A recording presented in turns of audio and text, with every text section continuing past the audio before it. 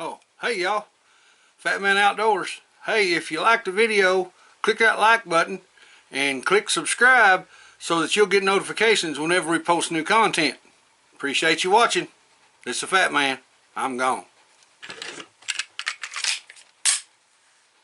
Hey y'all, Fat Man Outdoors. Back out on the porch swing today. Going to start a test series on a bait casting reel.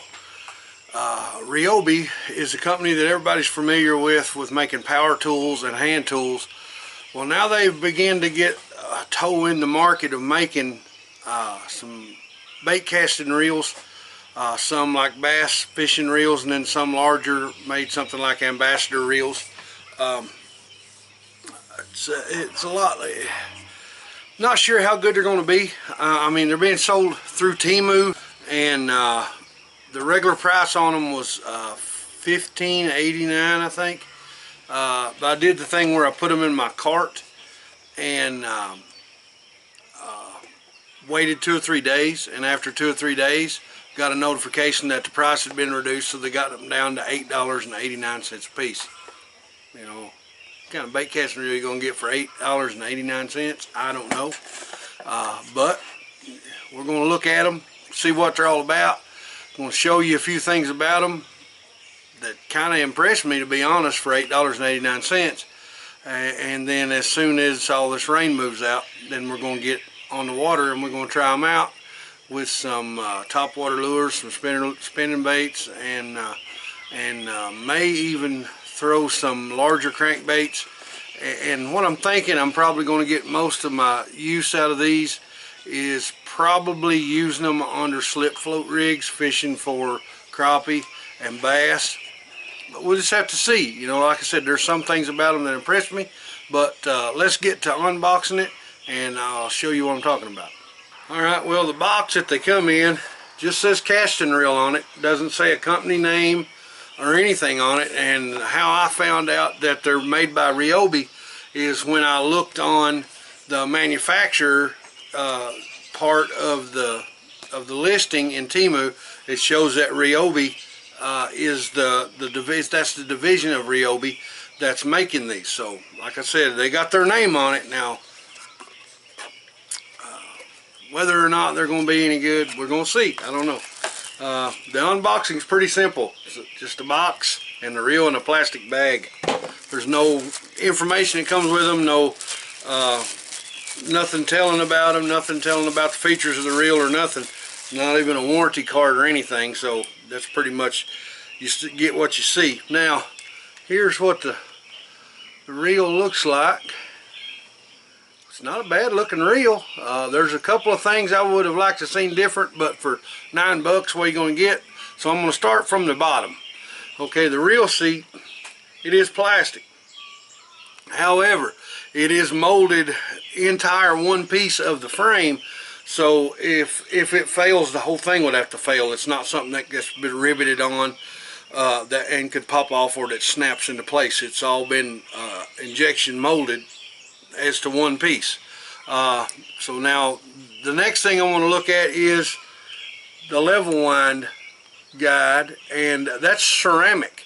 That's something that you usually don't see in cheaper reels. Usually you'd see plastic, but this one is actually ceramic, so it's going to work really good with regular monofilament line or with braided line, because you got to remember, with a lot of times with braided line, it'll cut into plastic parts on the eyes of your reel or on the eyes of your level wind. So we got that out of the way.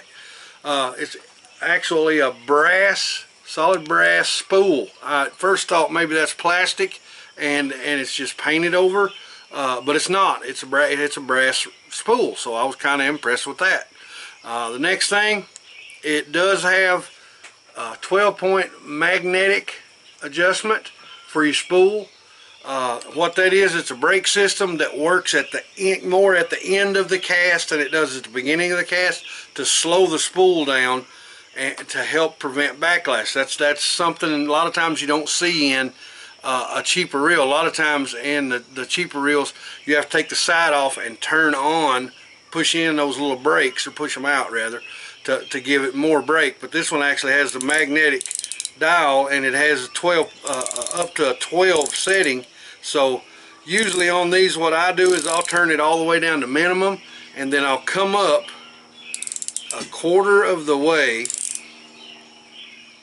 which on this one will be on 3 because it goes all the way up to 12, and then work from that. You might need a little less, you might need a little more. Usually if you get good at casting with your wrist, usually around a quarter of the way of those magnetic brakes is all you're going to need.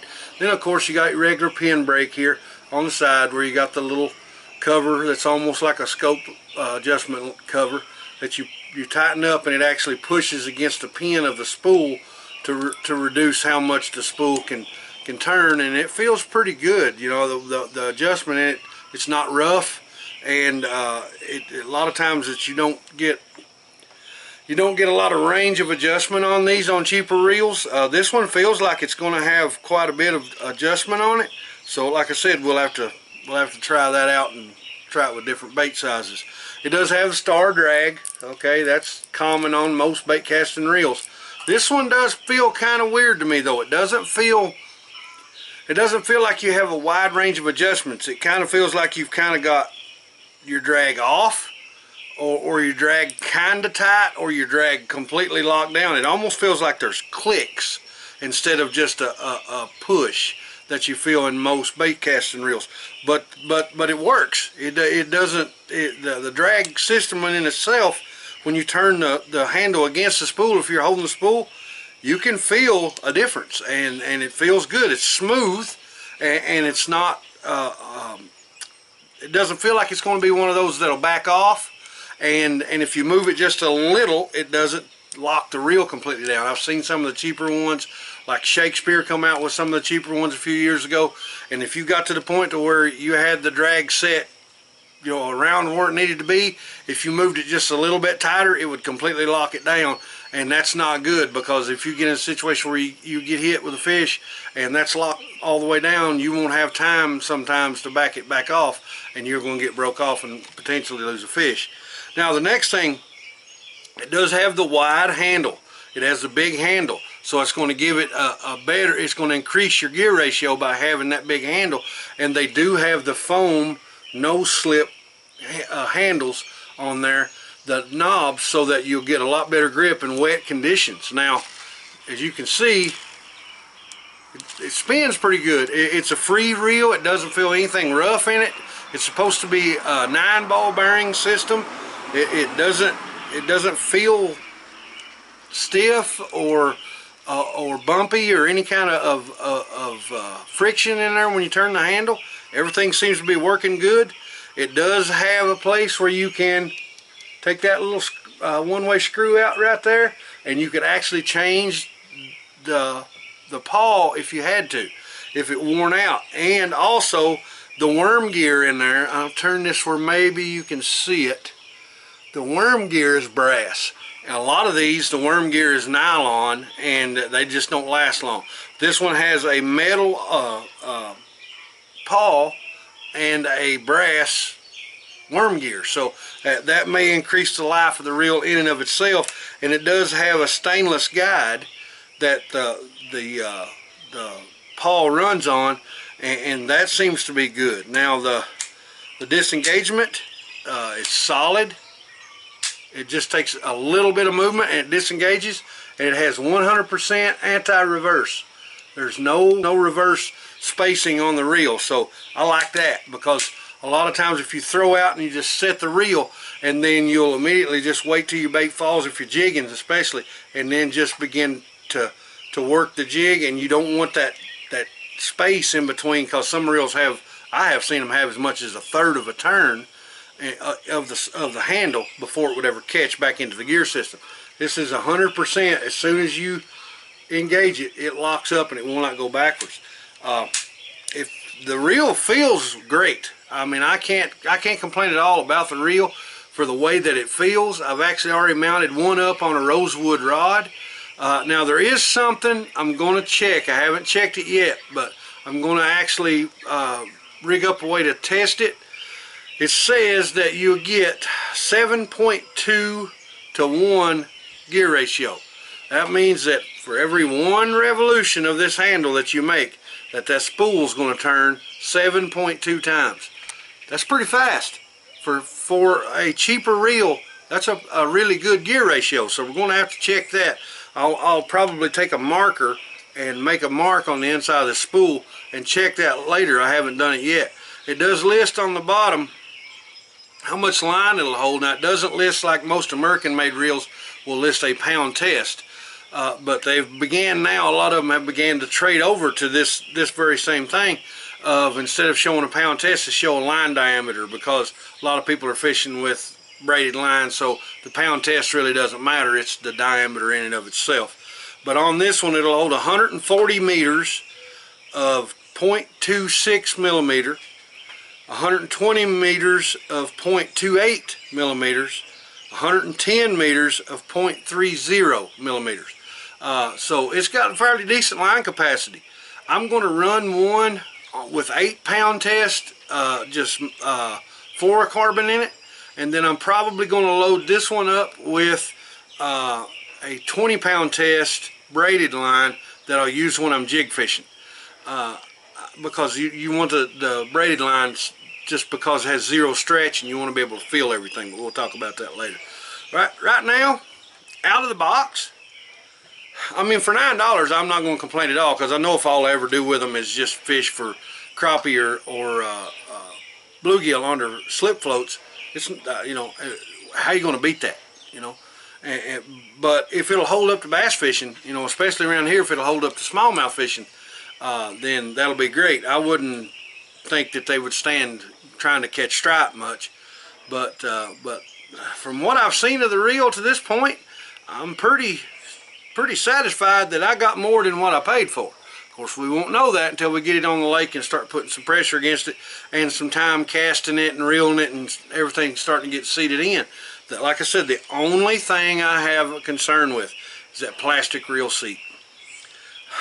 In the past, I've had some issues with plastic reel seats, and I don't really like them. So more than likely, what I'm going to do is I'm going to probably end up taking a zip tie and going around that reel seat and actually zip tying the reel to the rod, just in case something bad happens.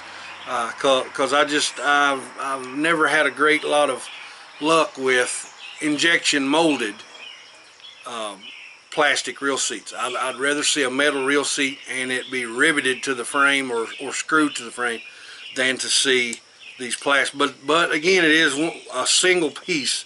It's not that the whole frame, all of this and the reel seat, these two crossbars, and then all of this piece here on the side, that's all molded one piece. It's not 3 or 4 different pieces, so there's no movement. If something breaks, quite a bit of the whole thing's gonna have to break. But guys, I'll just be honest, you know, for the money, if it'll hold up on the water fishing as good as it looks, and if the features all work the way they should, then I'm going to be tickled with it. Like I said, it's the made by Ryobi. You look on it on Temu. It is called the AK-2000 is the model number. I actually think that these might not be halfway bad. You know, I mean, they're not going to be a $100 reel. You know, I'm not expecting that, but what my thinking is how long would it take me to tear up $100 worth of these if I'm getting them at $9 a piece? Flip side of that is, if I get a real good fish on and I've fished all day, fished hard, and I finally put a hook in something that's a real nice fish and this fails, how much is that worth? You know, it's a toss-off. I got to fish on a budget. A lot of people got to fish on a budget. I don't make anything from these videos. I'm just putting them out there to let people see what I use and how I use them. And so if I can get cheap stuff that'll work, and it'll handle what I'm doing, and I think this will do it from what I've seen of it and the way it feels. I mean, if I would have went and bought a $100 reel, I don't see how it would have felt any better in my hand right now. Now, how it's going to react with a fish on it, I don't know. We'll just have to see. But like I said, they just call it a casting reel on here. On the box, it says it's a 9 stainless steel ball bearings. I don't know why it says portable disassembly. I don't know what that means. It's designed to be lightweight. It does say it has brass gears. That was one thing I was wondering if it had nylon gears in it, but it says it has brass gears. And it does have a conical ceramic line guide. That to me is something that's not something that you normally find on cheaper reels. Normally the line guide on a bait casting reel that's cheap will have a nylon or plastic, and everybody knows what happens when you put a lot of strain on one. If you're using braided line on nylon or plastic, you'll cut a groove in it, and then after you do that, it's done. It's going to cut you off a lot. But that's what it says on here. The only thing I don't understand is that portable disassembly, unless they mean it's easy to take the handle off. I don't know what that would be for, but that's what it says, is portable disassembly. But I am kind of impressed with the 9 stainless steel ball bearings and the brass gears. That's something that I was hoping to see.